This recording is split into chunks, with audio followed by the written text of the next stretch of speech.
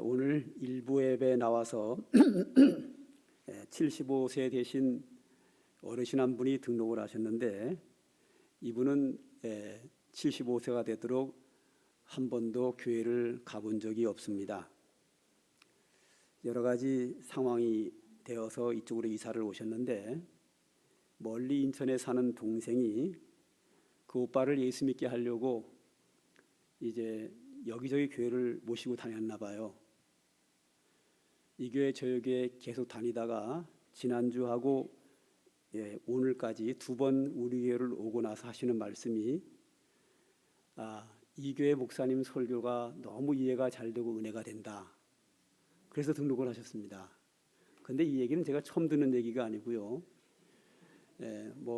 80 되신 분들, 처음 교회 나온 분들이 하나같이 늘 하시는 얘기입니다. 제가 초반부에 이 얘기를 왜 할까요? 혹시 어떤 사람은 또 삐딱하게 잘난 척하는 거 아니냐고 이렇게 생각할 수 있는데, 제가 잘난 척 할 데가 없어가지고 이 설교 시간에 잘난 척을 하겠습니까? 그런 게 아니고요. 우리 교회 나온 지 오래된 분일수록 설교에 은혜를 못 받아요. 왜 그러냐면 별로 관심이 없거든요. 그냥 이렇게 하고 그냥 딴 생각하고 앉았으니까 뭔 말 하는지도 모르겠고 왜 설교를 저렇게 하나 이런단 말이죠. 그래서 제가 초반부에 이런 얘기를 말씀을 드리는 이유는, 설교 시간은 항상 귀를 기울이셨으면 좋겠습니다. 감사합니다. 아멘 크게 나온 거 보니까 오늘은 전부 다 설교가 감동이 될 줄로 믿습니다.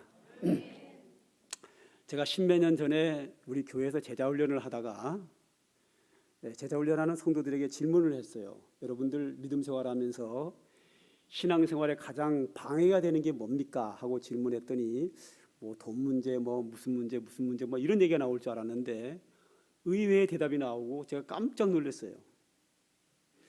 믿음 생활하는데 가장 큰 방해가 되는 게 뭐냐 하고 질문했더니 거의 대다수가 가장 많은 게 뭐냐 하면 분노 문제라는 거죠.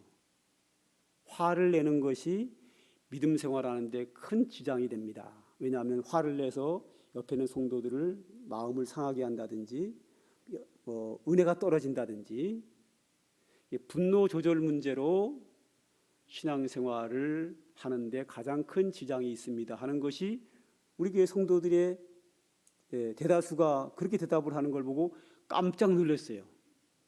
저는 그 문제가 제 개인의 문제인 줄 알았거든요. 제가 성질이 급하거든요. 엄청 급합니다.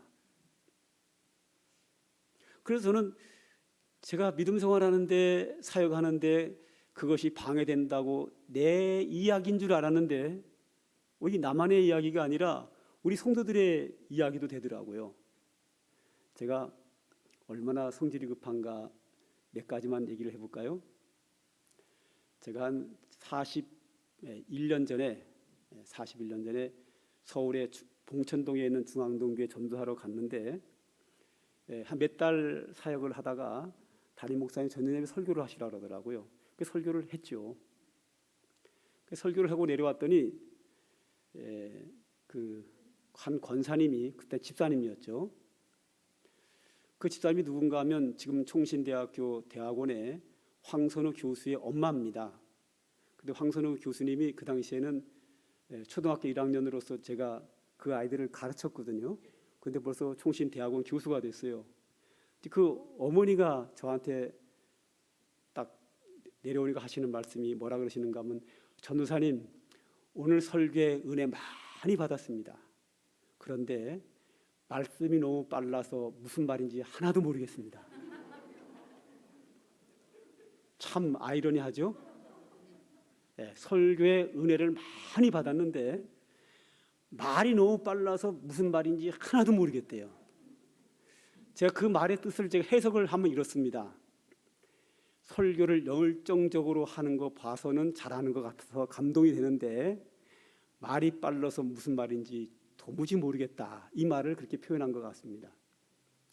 제가 그 말에 얼마나 충격을 받았는지 엄청 충격을 받았습니다. 그래서 그 다음부터 설교할 때는 느긋하게, 또박또박. 그 결과 우리 집에서 지금도 듣는 이야기가 있습니다. 제 아내, 큰딸, 둘째 아들, 막내딸, 동일하게 늘 듣는 얘기, 지금도 수시로 듣습니다. 뭐라냐면 아버지는 강대상에 서서 설교할 때는 무슨 말인지 너무 또박또박 잘 알아듣겠는데 대화 중에는 무슨 말인지 모르겠다. 이따금씩 이제 처음 오신 분이 3층에서 이제 이렇게 저하고 대화를 하잖아요. 오늘 처음 오신 분들 뭐 가능하면 예배 끝나고 저하고 좀 만나고 왔으면 좋겠습니다. 그 대화를 하면 내가 무슨 말을 하면 못 알아들으시는 거예요. 그럼 어떻게 하는지 아세요? 우리 집사람을 딱 쳐다봐요. 그럼 우리 집사람이 번역을 통역을 해드려요. 못 알아들었다는 거지, 무슨 말인지. 말이 빨라가지고. 지금도 이렇게 말이 빠른데 옛날에는 얼마나 빨랐겠어요? 제가 10대 청소년기에 얼마나 말이 빠르고 성질이 급한지 친구들이나 사람들이 내 마음에 안 들잖아요, 말하는 게. 그러면 그 말을 너 왜 그렇게 해? 이렇게 말해야 될 거 아니에요, 그죠? 너 이거 잘못이야 이렇게 말해야 되는데 너 해. 그리고 주먹이 딱 나가요.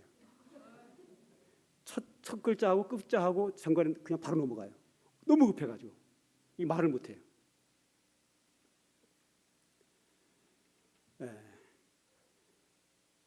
정말 성격이 급하거든요. 말이 무지 빠르거든요. 지금 뭐 완전히 뭐 천사 된 거죠. 똑같아진 거죠, 지금은. 그래서 오늘 우리의 이런 생활에 분노 문제 어떻게 할까 하는 부분을 좀 보려고 하는데요. 이 사람이 화가 왜 나는가 하면 내 생각에는 이러이러해야 되는데 내 환경과 내 앞에 있는 사람이 말과 행동과 생각하는 것이 나와 달라서 내게 피해를 줄 때 화가 납니다. 나는 이래야 된다고 생각을 하는데 환경은 내가 원하는 대로 돌아가지 않고 상대방의 사람들은 자기 생각대로 하는데 그것이 내게 피해가 되면 화가 나는 거죠. 뭐 예를 들어서 아파트 층간 소음이 있잖아요. 층간 소음이 있을 때 내가 아래층에 사는데 내 생각에는 위층에 사는 사람이 내가 아래층에 사는 나를 배려해서 쿵쾅 소리를 내지 말고 사뿐사뿐 다녀서 내게 마음을 편하게 해줘야 되는데 탕탕탕탕 막 뛰어다니면서 소리를 막 낸단 말이죠.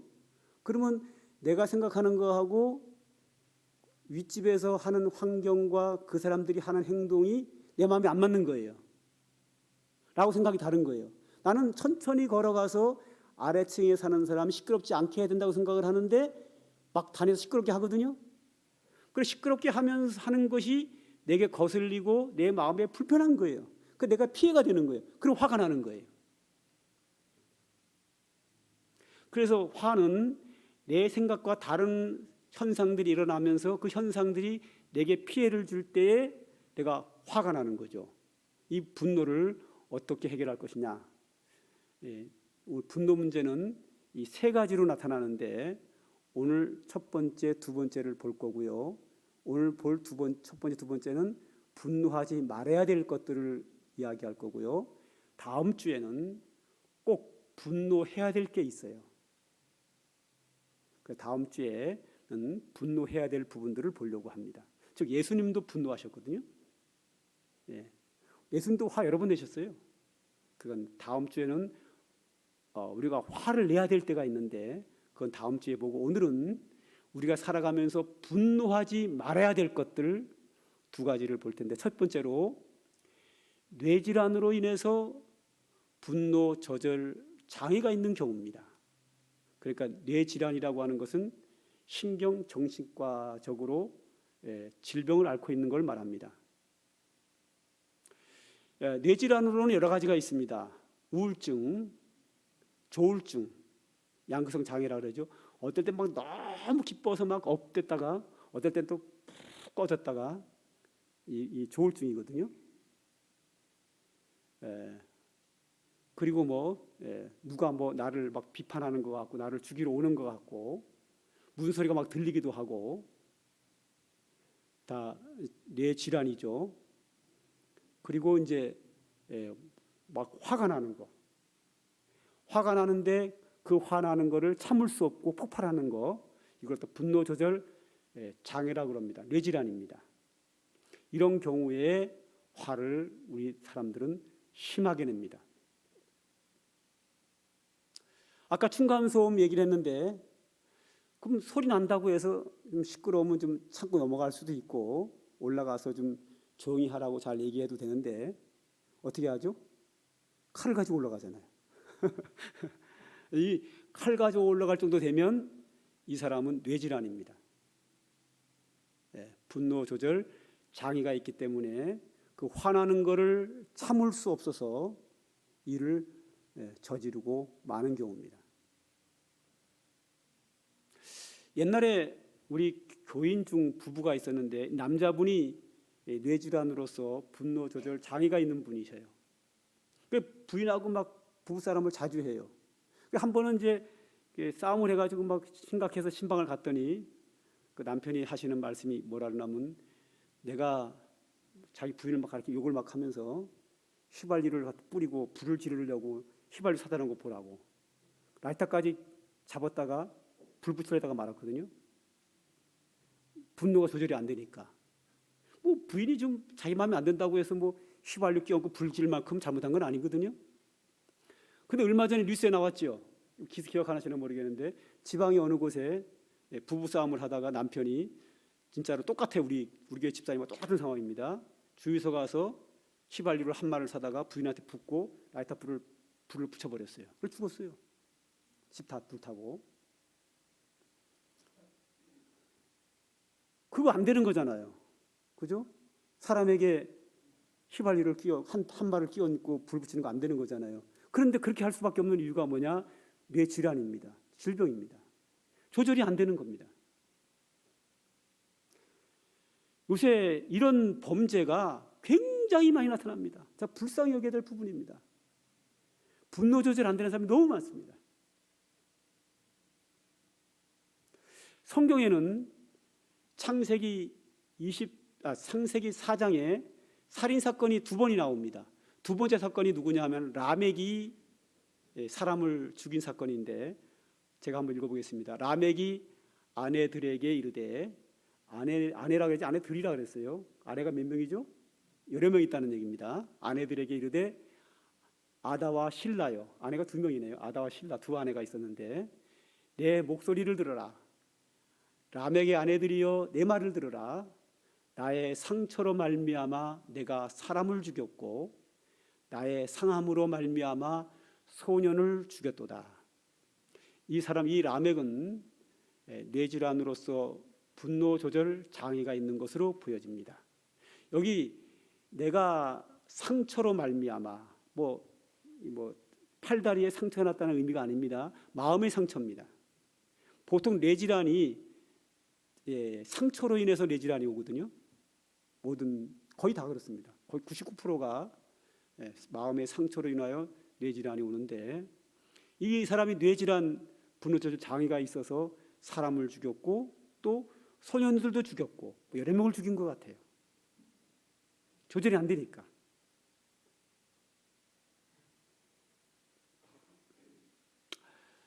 자, 이것이 이제 분노 조절 장애인데 그런 사람들이 우리 주변에 의외로 많습니다. 물론 증상이 심한 사람이 있고 심한 사람은 막 폭행을 하고 살인을 하고 막 때려 부시고 막 그러거든요. 그러나 심하지 않고 심하지는 않지만 이 질병을 앓고 있는 사람이 의외로 많습니다. 물론 정상적인 사람들도 많겠지만요. 그래서 우리 주변에 그런 사람들이 얼마든지 있습니다.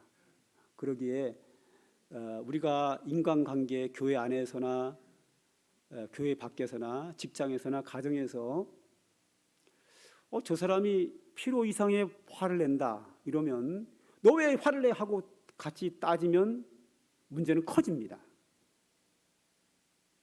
그러니까 필요 이상 화낼 일이 아닌데 화를 냈다 그러면 따지고 책망할 것이 아니라 그냥 수용하고 그 자리를 피해서 넘어가야 합니다. 아니면 그 사람을 오히려 위로해 줘야 합니다. 왜냐하면 그 사람은 지금 뇌 질환, 질병을 앓고 있는 사람인데 그 사람에게 옳고 그름을 따지고 책망을 하게 되면 더 분노하게 되고 사건이 아주 커집니다. 그리고 우리 중에 자기 자신도 분노 조절 장애가 있을 수 있습니다. 남들이 나에게 말하기를 그 정도는 화낼 일이 아니다. 그런데 화가 났다. 이러면 뭔가 자신을 의심해 봐야 합니다. 그래서 내가 분노 조절 장애가 있는 그 진단하는 표도 있습니다. 뭐 성격이 급하여 쉽게 흥분을 하고 화를 잘 낸다든지 여러 가지 그 상황들이 있으면 이것이 그런 상황인지 한번 정신과 의사와 상담과 약물 치료도 필요합니다. 그렇지 않으면 살아가는데 굉장히 큰 어려움을 맞이할 수 있습니다. 그리고 두 번째 경우입니다. 아까 초반부에 말씀드린 것처럼 모든 분노는 내 생각과 주변 환경과 다른 사람의 말과 행동과 생각이 다른데 그것이 나에게 불이익이 되면 화가 나는 거거든요. 성격 장애가 있는 사람도 마찬가지입니다. 다 이것 때문에 옵니다. 모든 분노는 내 생각과 다른 행동들이 나타나고 현상들이 일어나는데 그것이 내게 피해를 입히면 화가 나는 거예요. 자, 이것은 이제 우리가 절제해야 될 부분들이죠. 창세기 아까 말씀드린 건 4장 5, 6절에 한번 읽어보죠. 시작. 가인이 그의 재물은 받지 아니하신지라 가인이 몹시 분하여 안색이 변하니 여호와께서 가인에게 이르시되 내가 분하여 함은 어찌미 되며 안색이 변함은 어찌 됨이냐. 아멘. 가인이 분했습니다. 그래서 하나님이 너 왜 이렇게 화냈냐, 화를 내고 있냐, 너 그거 화내는 거 중단하지 않으면 죄가 내 문 앞에 엎드린다. 즉 범죄하게 된다는 거죠. 이 가인이 화가 난 이유는 이렇습니다. 가인과 그의 동생 아벨이 한 장소에서 동시에 제사를 드렸는데 하나님이 아벨의 동생의 제사는 받으시고 자기 자신 가인의 제사는 받지 않은 거에 대해서 화가 난 겁니다. 아까 말씀드린 것처럼 언제 화가 나냐면 내 생각과 내 환경이 서로 다를 때, 그래서 그게 나에게 피해가 될 때 화가 나는 거거든요.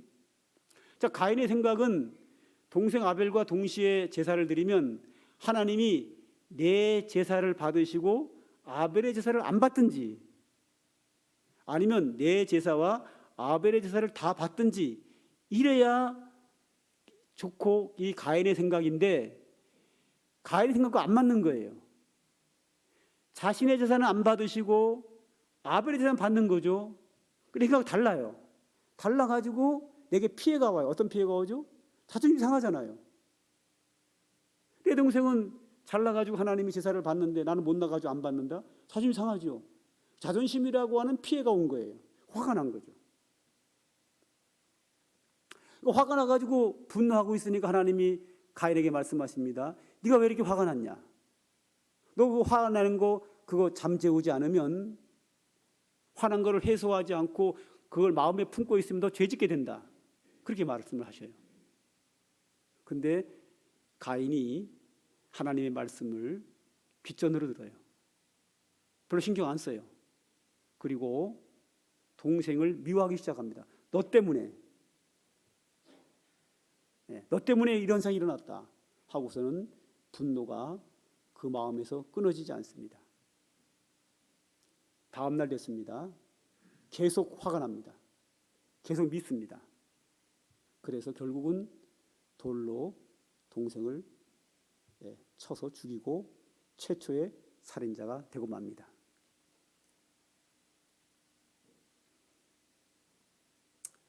또 한 경우가 있죠.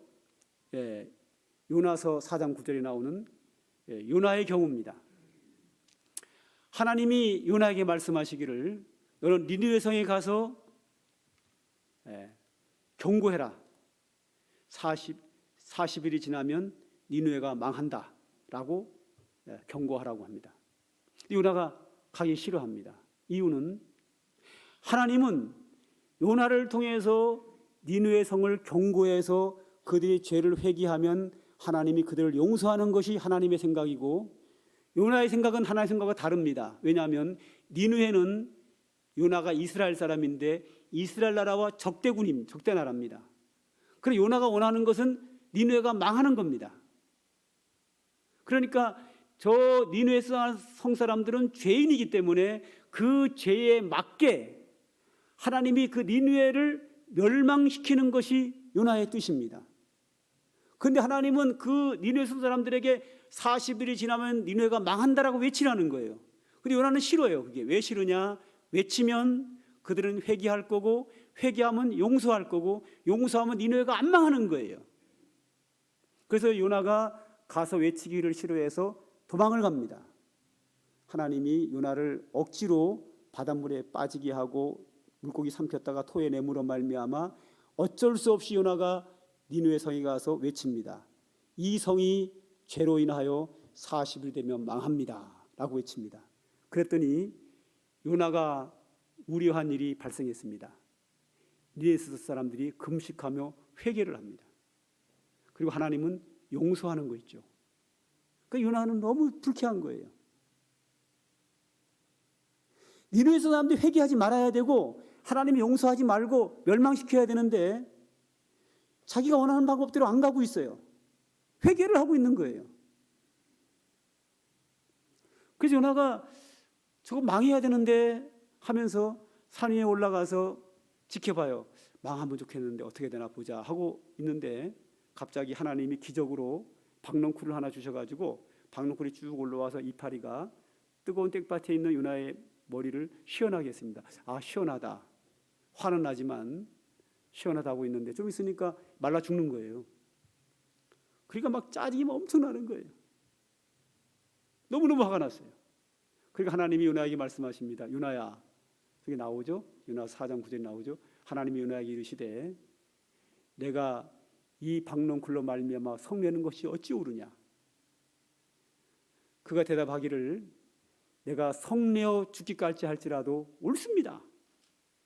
내가 화 안 나게 생겼습니까 하나님? 이 얘기예요.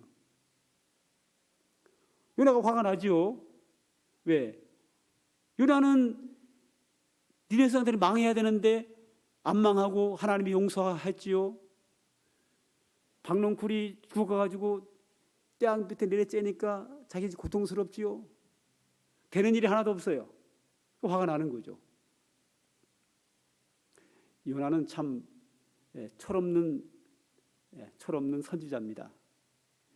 이렇게 내 생각과 현재 일어나고 있는 상황이 서로 다르고 그 상황이 내게 피해가 되면 사람이 화가 납니다. 이런 분노는 우리가 솔직히 없애야 합니다. 세속적인 분노죠. 그러면 이제 마지막으로 이 두 가지의 분노를 어떻게 극복할 것인가? 이것이 우리에게 필요하다고 봅니다. 오늘 본문 성경 26절, 27절을 다 같이 읽겠습니다. 시작. 분을 내어도 죄를 짓지 말며 해가 지도록 분을 품지 말고 마귀에게 틈을 주지 말라. 자, 바로 가인의 경우죠. 분을 냈습니다. 분이 났는데 죄를 짓지 말고 해가 지도록 분을 품지 말아야 되는데 가인은 하나님의 말씀이 있었음에도 불구하고 해가 지도록 분을 품고 있습니다. 그러다 그 다음 날이 됐습니다. 역시 분노가 가라앉지 않습니다. 그래서 결국 죄를 짓게 되는 거죠. 그러니까 화가 나면 그거를 가슴에 품고 있으면 안 됩니다. 가슴에 품고 있으면 폭발을 하게 되어 있습니다. 그래서 가슴에 품고 있지 말고 그거를 풀어버려야 합니다. 전문가들의 정신과 의사들의 전문가들의 심리학자들의 의사의 얘기입니다. 뭐라 그러냐면 화가 난다. 화가 나면 이렇게 하라 그러죠. 이게 뭐죠? 시간을 벌고 딴 데로 시선을 바꾸라는 거죠. 또 어떤 사람은 이렇게 얘기를 해요. 화가 났어요. 그러면 하나에서 100까지 쉬래요. 하나, 둘, 셋, 넷, 다섯, 여섯. 쉬다 보면은 숫자 세다 보니까 신경을 써야 될 거 아니에요?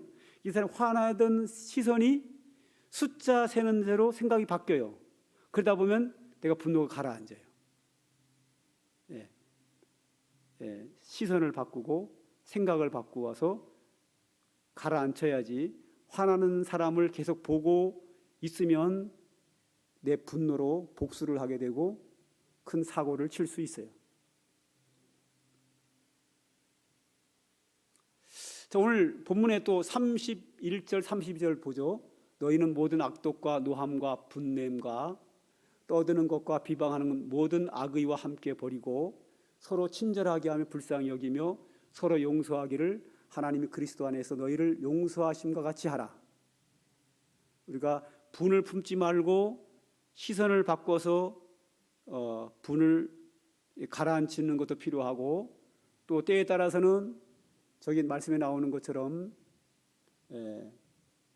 이 악한 생각, 노함과 분노를 버리고 그 사람을 볼 때 불쌍히 여겨라.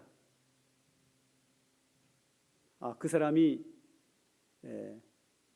그 입장에서는 그럴 수 있겠다 하고 그 사람을 이해하고 불쌍히 여기고 용서해라. 어떤 사람 그러더라고요. 집에 도둑이 맞았어요. 그럼 이제 도둑 맞았을 때는 굉장히 화가 날 거 아닙니까? 근데 이렇게 어떤 사람은 뭐 도둑놈 뭐 그놈 뭐 잘되나 보자 뭐 별 욕을 다 하죠. 근데 어떤 사람은 이렇게 생각을 해요. 아이고, 나같이 가난한 자에게 가져갈 게 있어서 다행이다. 그 사람은 오죽 가난했고 오죽 어려웠으면 이 가난한 집에서 가져갔겠나 하면서 그 사람의 그럴 수밖에 없는 상황을 이해하면서 그 사람을 용서하는 사람도 봤습니다.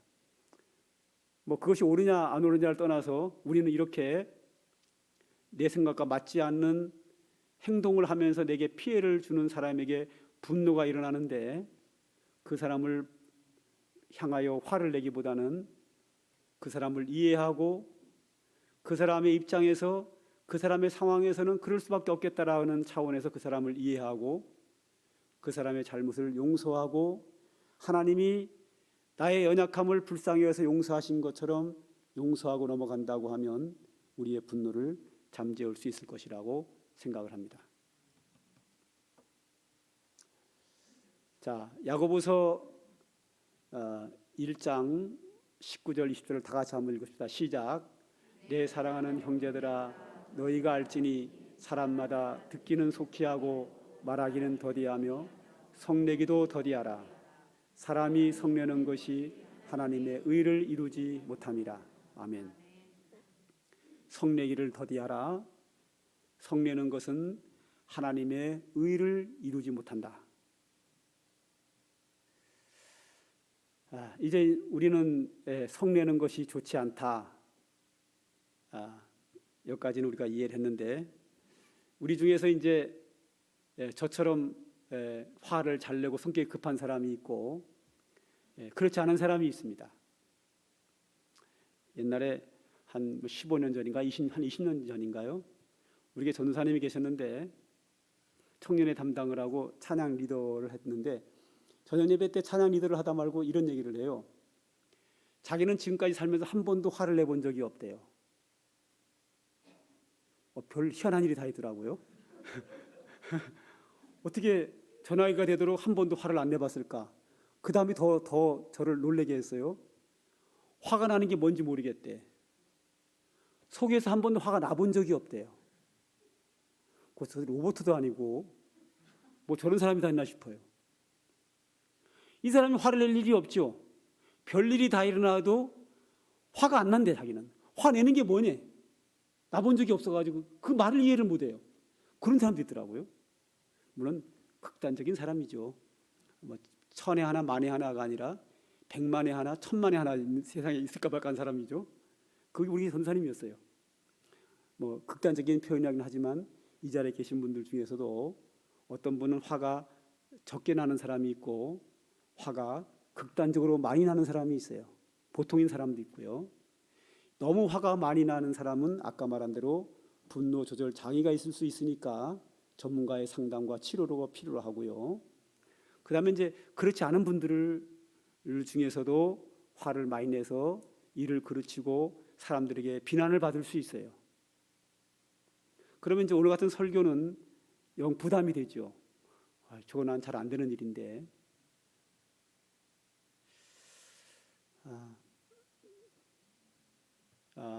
제가 이런 얘기를 하나 해볼까요? 저 같은 경우는 아까 말씀드린 것처럼 워낙 성격이 급하다 보니까 한번 화가 나면 아까 말한 대로 막 급하죠, 막. 그러니까 손해 볼 일이 많죠. 그래서 이제 그런 문제를 해결하기 위해서 정말 엄청난 노력을 해서 지금 많이 좋아졌지만 우리 집에 가면 말이 빨라서 여전히 무슨 말인지 모르겠다는 얘기는 여전히 듣습니다. 그런데 저는 지금 우리 가운데에서도 여러 종류의 분들이 계시지만 하나님이 우리를 봤을 때 원래 화를 안 내는 사람이라서 화를 적게 내는 사람보다 원래 화를 잘 내는 사람인데 노력을 해서 화내는 걸 줄이는 경우 하나님이 누구를 더 기뻐하시겠나 할 때 저는 화를 잘 내는 사람인데 절제해서 좀 적게 내는 사람을 더 기뻐한다 이렇게 생각을 해요. 예를 들어서 화날 일이 10가지가 있는데 이쪽 사람은 화를 잘 안 내는 사람이에요. 그래서 10가지 화날 일이 생겼는데 화를 잘 안 내는 사람이니까 노력해가지고 한 번밖에 화를 안 냈고, 이쪽 사람은 화낼 일이 10가지가 있는데 노력을 해서 5번 화를 낸 거예요. 이랬을 경우 우리가 판단할 때는 이 사람은 똑같은 사건이 10개인데 5번 화냈으니까 나쁜 사람, 화 잘 내는 사람, 뭐 승질 못된 사람, 뭐 더 나쁘게 말하면 성격 지랄 맞은 사람, 이렇게 나쁜 사람으로 표현을 하고, 이쪽 사람은 한 번밖에 화를 안 냈으니까 그 사람 뭐 법 없이도 살 사람이야, 뭐 인자한 사람이야, 따뜻한 사람이야 하고 칭찬을 할 거라고요. 그런데 제 생각에는 하나님은 그렇게 안 본다고 봐요. 이 사람은 원래 화를 잘 내는 사람이기 때문에 10번 화낼 거를 5번 주니라고 많은 노력을 했어요. 이 사람은 10번 화낼 일을 한 번밖에 화를 안 냈는데 별로 노력을 안 했어요. 이랬을 때 5번을 내지 않도록 그 수고한 사람을 하나님이 더 기뻐한다라고 저는 믿어요. 왜 그렇게 믿나 하면 제가 자녀를 셋을 키웠잖아요. 자녀를 키워보니까 좀 더 잘난 놈이 있고 더 못난 놈이 있고, 이 부분은 얘가 잘났고 이거는 얘가 못났고 뭐 다 달라요. 이게요. 파트마다 달라요. 그랬을 때 어느 부분에 대해서 얘는 좀 못났고 얘는 좀 달랐다고 합시다. 그러면 이 좀 못난 애가 좀 잘못을 해도 아빠는 이 아이에 대해서 별로 화가 안 나요. 오히려 불쌍한 마음이 드는 거예요. 근데 얘는 뭐라 하냐면 아빠 왜 저래? 왜 안 혼내키고 내비둬? 이렇게 얘기를 해요. 근데 아버지의 마음은 너는 잘나서 그 문제가 없지만 얘는 못나서 그 문제가 있어. 그런데 얘는 노력하고 있어. 아버지의 마음은 얘한테 가 있어요. 이 아이에게 더 친근감이 가고 더 관심이 가고 더 사랑이 가는 거예요. 그게 아버지의 마음이에요. 물론 다른 사람이 봤을 때는 얘 나쁜 놈이고 얘 좋은 놈이고 딱딱 구분을 합니다. 그러나 아버지는 다른 거예요. 하나님이 우리를 보실 때는 너 잘했느냐 못했느냐 보다도 네가 하나님의 의를 위해 이루기 위해서 얼마큼 수고했느냐, 하나님은 저는 그걸 보신다고 봐요. 저는 아마 한 10년 전에도 한번 설교 때 한번 그런 말씀을 드린 바가 있는데, 저는 이따금씩 그런 생각을 해봐요. 하나님이 과연 나를 뭐라고 보기를 내가 원하느냐. 첫째, 박노섭 목사 너는 참 잘났어. 설교도 잘하고 마음도 착하고 열심히 사역하고 너는 더 훌륭해. 그러고 내가 너를 보일 때마다 마음이 흐뭇해. 이런 사람이 되기를 원하느냐? 내가 나를 봤을 때예요. 또 하나는 야, 너는 왜 이렇게 좀 연약하냐? 그런데도 그 연약함을 가지고 참 수고하는구나. 저의 연약함을 보시고 나를 긍휼히 여기시고 하나님이 저를 측은하게 여기면서 늘 저를 바라보시고 관섭해 주시고 돌봐주시는 경우, 여러분은 어느 쪽을 원합니까? 저는 이쪽을 원합니다. 그래, 너는 모든 걸 잘하고 있어. 그래서 너를 볼 때마다 내가 마음이 흐뭇하다. 하나님은 저를 이렇게 보기보다는 너는 참 부족해. 그래서 내가 너를 도와주지 않으면 안 되는 애야 하면서 하나님이 저를 치근히 여기고 늘 저를 관심 가져주시고 저를 돌봐주신다면 저는 그쪽을 선택하고 싶어요. 하나님 앞에서 내가 잘난 사람이 되기보다는 하나님이 나를 치근히 여기는 자가 되고 싶은 게 제 마음이에요. 여러분들은 어떻습니까? 우리 중에는 다른 사람에 비교해서 좀 분노를 잘하는 사람이 있을 수 있습니다. 그렇다고 해서 좌절하고 실망할 필요 없습니다. 하나님은 내 모습 이대로 받으시기를 기뻐하십니다. 그 모습 그대로 하나님의 의를 이루기 위하여 분노를 좀 절제하고 하나님의 뜻을 이루기 위해서 상대방의 입장을 생각하고 노력한다고 하면 하나님은 그 사람을 더 기뻐하리라고 생각합니다. 그러다가 한번 화를 냈다고 해서 너무 실망할 필요 없습니다. 하나님은 우리의 모습을 알고 계십니다. 우리 중에 화 안 나는 사람 누가 있습니까? 화 다 냅니다. 그러나 내가 노력했음에도 불구하고 나도 모르게 분노해서 사람들에게 또 실망을 주기도 하지만 하나님은 그런 우리의 실수에 대하여 실망하지 않습니다. 그래, 너는 내가 연약한 줄 알고 있어. 하나님은 우리에게 관심을 가지시고 측은히 여기시고 긍휼히 여기시고 오늘도 우리를 도와주시려고 우리에게 찾아오시는 하나님이십니다. 그 하나님이 우리와 함께 하시기에 우리는 항상 하나님의 뜻 가운데서 하나님의 의를 이루며 살 수 있습니다.